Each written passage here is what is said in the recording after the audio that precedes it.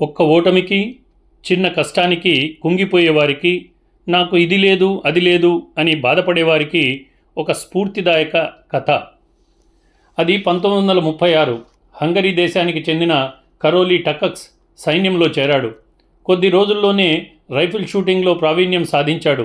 ఒలింపిక్స్లో పాల్గొని దేశానికి పతకం తీసుకురావాలని కలలుగన్నాడు. కానీ దేశంలో నాటి నిబంధనల ప్రకారం సైన్యంలో ఆఫీసర్ ర్యాంకులో ఉన్నవారికే ఒలింపిక్స్లో పాల్గొనే అర్హత ఉంటుంది. దాంతో ఒక అవకాశాన్ని కోల్పోయాడు. ప్రభుత్వం నిబంధనలను సడలించడంతో 1940 టోక్యో ఒలింపిక్స్కి కరోలీ అర్హత సాధించాడు. రేయింబవళ్ళు సాధన చేశాడు. అంతలోనే అనుకోని విషాదం అతని కళ్ళలపై నీళ్లు చల్లింది.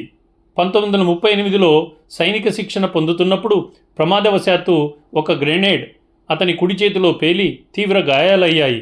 ఇక ఎప్పటికీ అతడు షూటింగ్ చేయలేడని వైద్యులు తేల్చి చెప్పారు. కానీ కరోలీ ఓటమిని అంగీకరించదలుచుకోలేదు. ఎడం చేత్తో సాధన మొదలుపెట్టాడు. కుడి చేత్తో సమానంగా లక్ష్యాన్ని ఛేదించగలిగే నైపుణ్యంతో ఒలింపిక్స్కి సిద్ధమయ్యాడు. కానీ రెండో ప్రపంచ యుద్ధం వల్ల ఆ ఏడాది కూడా ఒలింపిక్స్ రద్దయ్యాయి. ఇంకో అవకాశం చేజారిపోయింది. తరువాత ఒలింపిక్స్ 1944లో. అప్పటికి అతని వయసు 34. ఎలాగైనా పతకం సాధించాలనే లక్ష్యంతో మళ్లీ సాధన చేశాడు. ఆ సంవత్సరం కూడా ఒలింపిక్ గేమ్స్ రద్దయ్యాయి. మూడో అవకాశమూ చేజారింది. కరోలీ వయసు 38. నిరాశ నిస్పృహలను దరిచేయనీయకుండా సాధన కొనసాగించాడు. అథ్లెటిక్కి అవసరమైన శారీరక దృఢత్వాన్ని, సన్నద్ధతని కాపాడుకుంటూ వచ్చాడు. ఎట్టకేలకు 1948 లండన్ ఒలింపిక్స్ రానే వచ్చాయి. ఏళ్ల తరబడి శ్రమ, చేజారిన అవకాశాలు, కాలం విసిరిన సవాళ్లు అన్నీ ఒక్కసారిగా కళ్ళ ముందు కదలాడాయి. మిగతా షూటర్లంతా మొదట్నుంచి తమకు అలవాటైన చేత్తో పోటీపడ్డారు. కరోలీ మాత్రం తనకు మిగిలిన, కొత్తగా సాధన చేసిన ఒంటి చేత్తోనే బరిలోకి దిగాడు. మొక్కవోని అతని కృషి, పట్టుదల గెలిచాయి. స్వర్ణ పతకం సొంతమైంది.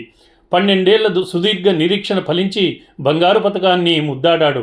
తర్వాత 1952 ఒలింపిక్స్లోనూ మరో స్వర్ణాన్ని తన ఖాతాలో వేసుకుని తిరుగులేని క్రీడాకారుడిగా గుర్తింపు పొందాడు. ప్రపంచవ్యాప్తంగా ఎంతోమందికి ఆదర్శంగా నిలిచాడు. ఒక ఓటమికి, చిన్న కష్టానికి కుంగిపోయే వారికి కరోలీ జీవితం స్ఫూర్తిదాయకం. ఒక చేయి పోయిందని బాధపడాల్సిన సమయంలో అతడు ఉన్న రెండో చేతిని ఎలా ఉపయోగించుకోవాలి అని ఆలోచించాడు. విజయం సాధించాడు. ఇతరులతో పోల్చుకుంటూ నాకు ఇది లేదు అది లేదు అని బాధపడటం కన్నా ఉన్న వాటిని సమర్థంగా ఉపయోగించుకుంటే కలలు నిజమవుతాయని కరోలీ జీవితగాథ చెబుతోంది.